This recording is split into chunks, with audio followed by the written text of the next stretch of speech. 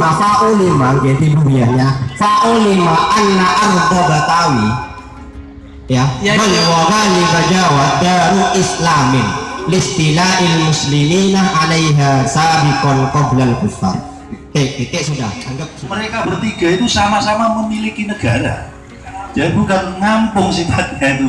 Cina kelihatannya ngampung ya di sana, tidak, sama-sama ikut berjuang sehingga ketika merdeka ikut merumuskan. Pancasila sendiri kan juga begitu. Kenapa kok Pancasila?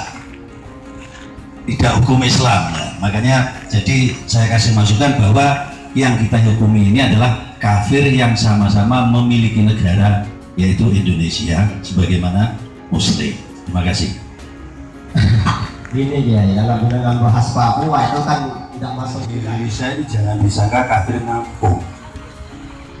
Sampai kalau melihat Jawa mayoritas Muslim, non Muslim minoritas. Tapi kalau di Papua, kalau di Sulawesi, kita yang ngampung bisa jadi. Muslim kita di sana dikuyok-kuyok. Jadi saya potong Mas Tiai. Oh gitu. Belum selesai. Ini ya.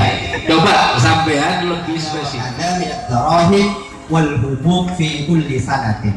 Wa hum tahta ta'atihi yamtathiluna awamirahu